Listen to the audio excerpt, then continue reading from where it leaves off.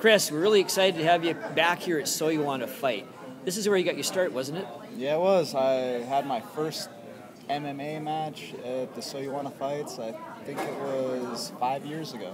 5 years ago. And you've won a few of them, haven't you? Yeah. I gained a lot of steam at the So You Want to Fights. You get to fight 3 times a night, so it really boosts your ego and your confidence when you win a few. It takes a lot of endurance to fight 3 times in one night. 3 opponents in one night is definitely intense. And then you turned to amateur and won a belt, I understand. Yeah, I got 2 belts in an amateur record. I got the belt for the NorCal Fight Alliance at 145 and the Rogue Warrior 145 in Reading. Excellent. And then you turned professional. But I understand that you didn't have any pro fights in this area, your hometown area, before. No, this will be my first professional fight in Humboldt County. So you traveled where to fight pro? My first fight was in Washington at the Snoqualmie Casino, Snoqualmie Falls, and that was against Alex Zuniga.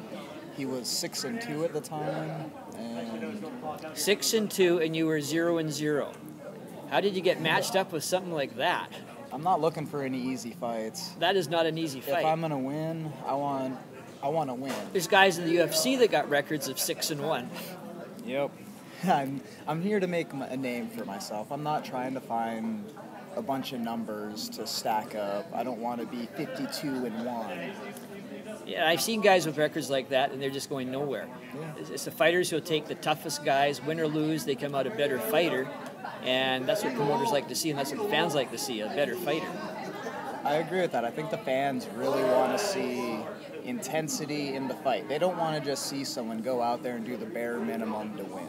Well, from what I remember of your fights on our events, So You Want to Fight, I mean, you were like, turn it on and let's go. There's no stopping. I mean, there was like no downtime, no, let's check out this guy, see what he's got. Let's work for positioning on the ground. It was like, I'm taking you out right now, and that's all there is to it. And they just couldn't handle the storm, either standing or on the ground. It was just like, I mean, I got video of you doing some of the most incredible body slams on guys. I mean, they're like 6 feet in the air, and you're not only just throwing them, you're landing your whole body on top of them. Then when you hit the ground, boom, you got a knee 6 feet in the air driving into their ribs afterwards. This is like non-stop onslaught.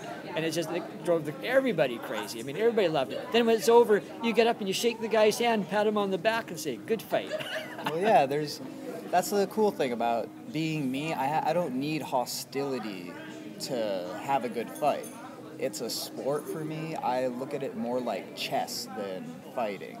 If I do decide that I need to check out a guy for a couple seconds, it's real quick, just throw a kick here to see what he does. Sacrifice a pawn type of deal to get the queen. Now, do you feel a little pressured fighting for the first time professional in your hometown? There's a little bit of pressure, but more it's the first pro fight in Humboldt County that's a real pro fight that's being sanctioned through Cher-Ae. So there's that pressure, but I love fighting in front of my friends and family. So anytime I get a chance to have my friends around, you know I'm going to put a better shot. And you got a tough opponent. This Josh Berkovic, I mean, we looked around for a fair opponent for you, and you've always been overmatched. And, you know, we had an opponent for you up in Seattle, and he dropped out 2 weeks before because he didn't want to take a chance on getting hurt before he tried out for the Ultimate Fighting Challenge, or Ultimate Fighter. He had a chance. He tries out for that next weekend in Seattle. And he says, oh, what if I lose to Chris? It's going to look bad. So now we're stuck with an opponent. So everybody's thinking, oh, no, short notice. Well, Berkovic is undefeated. And his management says, hey, no problem. We'll take this fight in a heartbeat. So now you got another tough opponent you're fighting, a guy who doesn't want to have his undefeated record. You know, what's your thoughts on that? I've seen some footage on him, and he's got great takedowns. He's got good top game. The only thing I'm seeing him missing is strong stand-up and real ground and pound. I didn't think that he hurt his opponents when he could have been. And I think that my jiu-jitsu is going to give him a hell of a time if we go to the ground. And your stand-up from what I've seen before. Yeah, nobody's going to knock me out. You know, guys get softened up pretty good with a good hard stand-up game. Yeah, if I land a knee or an elbow in the stand-up, sends it straight to the ground. And that's something that people that have been coming to So You Want to Fight should understand. In our So You Want to Fight, because it's amateur rules, they don't knee or elbow to the face. They have 30 seconds on the ground to submit their opponent. It's just 1 3-minute round. But in the pros, I mean, what's the difference in a pro fight? The biggest difference is going to be knees to the head and elbows. The elbows are an intense weapon, to say the least. And how long are the rounds? 5 beautiful, glorious minutes. 3 of them.